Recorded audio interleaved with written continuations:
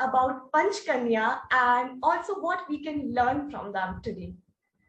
Most definitely, Hitesh. Panch Kanya are supposed to be, they are believed to be the, epitome of femininity.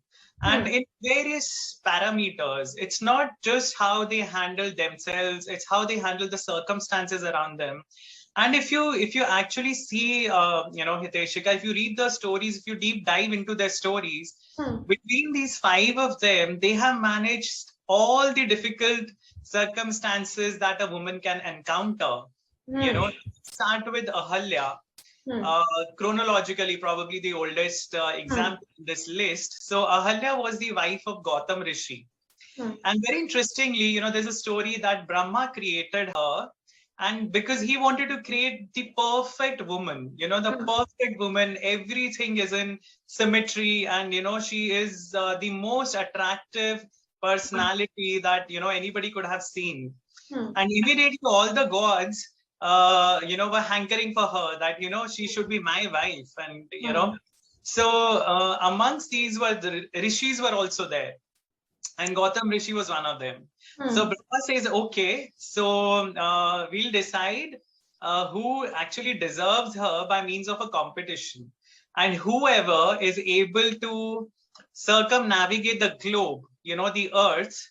So the first person who is able to do that will be the deserving one, because Ahalya is not any woman, she is the best creation on me. So you have to prove yourself that, you are really willing to, have her as your spouse. So everybody, rushes on their vahans and stuff. And Gautam Rishi, who's, a slightly older, middle-aged man, but a very kind-hearted soul. And he sees Kamdhenu, the divine cow, Kamdhenu, giving birth to a child, to a calf. And he realizes that, in our scriptures, cow is considered the world, The Sanskrit word for cow is go, which is also a word which also means bhumi or earth. So he circumambulates the cow and the divine calf, and he comes back to Brahma and he says that I've completed the condition, because as per scriptures, cow is the world, So Brahma recognizes the brilliance of the premise. He says that yes, if not for the physical effort, for the mental effort that you put, you definitely deserve it.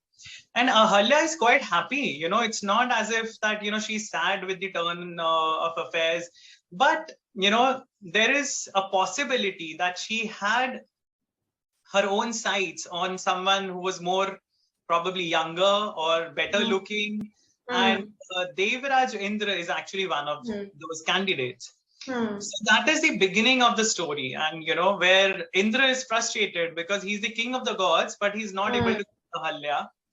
And later on in life, when Ahalya and Gautam are happily married and they're living together, and that is when Indra decides to take a chance. And he, everybody knows the story that he takes the form of Gautam Rishi when the Rishi has gone out for prayers in the morning, and he goes into the ashram and he seduces Ahalya. So a lot of people don't realize that, in the Valmiki Ramayana, there are two differences from the narrative that most people know. First is that Ahalya recognized that this was not her husband. Okay. It was not as if she was taken advantage of. She recognized that this was not her husband, by mannerisms, by the way of talking, by the way he touched her, or, she recognized that this is not my husband. And she also realized that this is a devata, this is a demigod. And she was proud of that, that, that I'm so beautiful that even leader of the gods is ready to change his form to come and be with me. And the second thing is that, when Gautam Rishi comes back and he finds Indra leaving his hut, and he's of course angry, and it's not about a husband, being angry on his wife. It's about a partner. Feeling betrayed, If you are faithful to your partner, you would expect him from your spouse as well, and that is the anger and the betrayal he felt. And he cursed Indra to get 1,000 vaginas on his body. Hmm. Imagine, that is the severe curse that he put, that you may be the king of the gods, but because of your lust, you have to roam around like this now. Which was later turned on, into 1,000 eyes, but that is why Indra is also called Sahastra Aksh, because he has 1,000 eyes on his body. But in comparison, he was also a little heartbroken with what Ahalya had done. And he cursed her not to turn into a stone, as we are led to believe. In the Valmiki Ramayana, Yes. what Gautam says is that, because you're so proud of your beauty, you will be able to see that beauty, and you will turn invisible, and you will remain here. That's why only Sri Ram was able to see Devi Ahalya? Yes. So she is not turned into stone at all. In some stories, it is shown as if Ram is touching the stone with his feet. And that is when she becomes alive. But that is not there in the Valmiki Ramayana at all. In fact, she's turned invisible. And when Sri Ram enters, that ashram with Lakshman and Vishwamitra tells him the story. And Ram is really sad. He's a very kind and considerate person, and he's just a kid of 15. It's not even 16 years old, when he goes to the forest. And he's touched by that story that, Ahalya has been cursed for so long. She has been living alone. And he actually, it is said that, he touched her feet. And that is when she becomes visible to everyone. So that is how the curse is broken. It's a very different story in the original epic. And, this, so Mandhodari, everybody knows, was the wife of Ravan. And she was a very nice and genuine person who actually counseled Ravan multiple times, to leave his wicked ways. And after Ravan's death, Mandhodari could have, it could have resulted in a civil war, because Vibhishan actually betrayed Ravan in a way, right? He joined the enemy. So, there were people in Lanka, there were the Rakshasas or Asuras in Lanka who were still loyal to Ravan. And there was a possibility of a civil war happening. But Mandhodari, she decided to marry Vibhishan after Ravan's death, which is again something that people...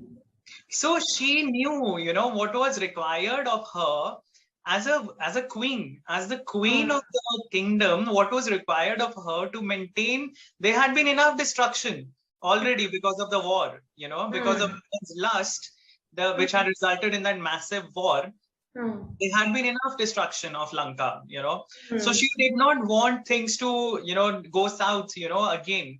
And she realized that this was probably the best way to maintain peace in the kingdom and, take it in a positive direction. And similarly for Tara, again, a lot of people don't know her. Tara was the wife of Vali. Yes. So Tara was the one who was actually cautioning Vali again, just like Mandhodari, that, there had been certain incidents where Vali was very short-tempered and he was very, very, he had knee-jerk reactions to most of the things. So she was the one who would always advise him and caution him, about taking such reactions or acting on an impulse.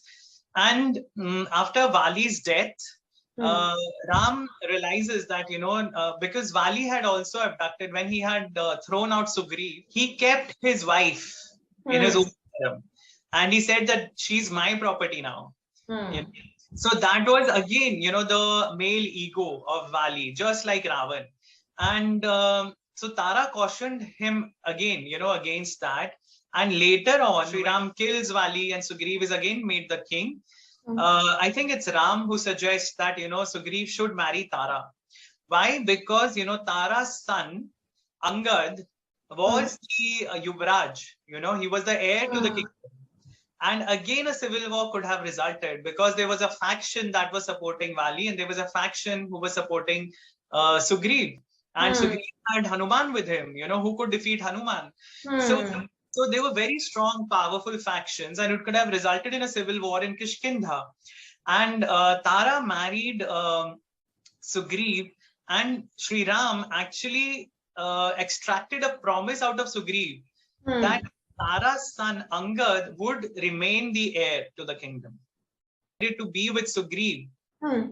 even though he was the reason that her husband was killed, but she decided to be with Sugriv probably because of the future of her child, of her son. So when Sugriv becomes king, he for a year almost he forgets everything about finding Sita.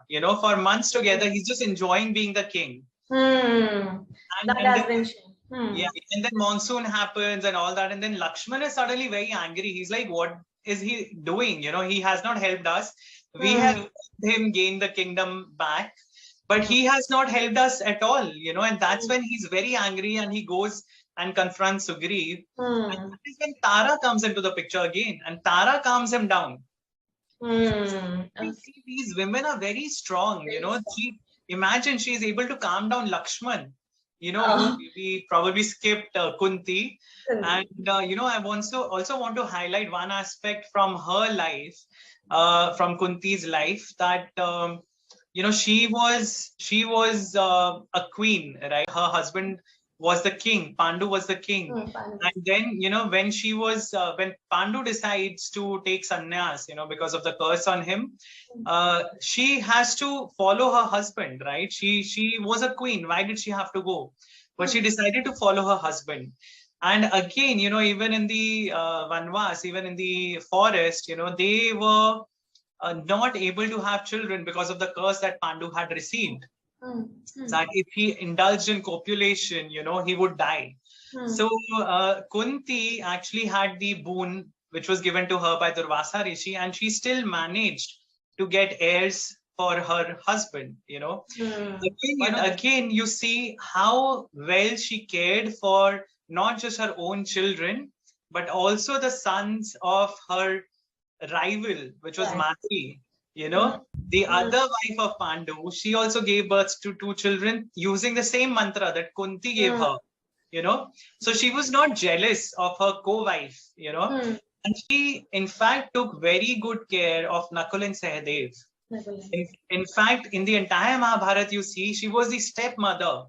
But she is unlike any stepmother you see depictions, in movies, or the episode of Draupadi being shared with the brothers, with the Pandavas. It was Kunti who said it, that, whatever you brought, you share amongst yourself. Don't you think, she could have just easily said, no, don't do it. When she realized that it was not some Dan, it was a woman that we're talking about. But imagine, she knew that one woman could create rivalries in brothers. There were historical episodes, there were stories, many stories where one woman had caused rivalry between brothers. There are stories of some asuras, there are stories of some other beings, divine beings, where this has happened. And she knew the power that Draupadi's beauty had. And she knew she would be able to bind all the brothers together. So that was the level of thought that had gone into that decision of continuing with the polyandrous arrangement. And even in that, a lot of people don't realize that Draupadi had very fixed rules. She had very fixed rules. She was supposed to be with one brother for the whole year. She fixed the rules. She decided that I will be with one brother for this year, and no one else could come near her in that duration. And Arjun had once entered that chamber where Draupadi was with Yudhishthira because his weapons were there, and he was exiled for that. And that is the time when he roamed around India and he prayed to the gods, and he got access to the divine weapons and all that. But there were very strict rules that Draupadi had put in place. So, these women were very much in control of their lives, of their surroundings, and the men around them. So I would say, just to wrap it up, because we started with Panchkanya, I think so, we wrap it up with this realization that women in the ancient times were much more stronger than we give them credit.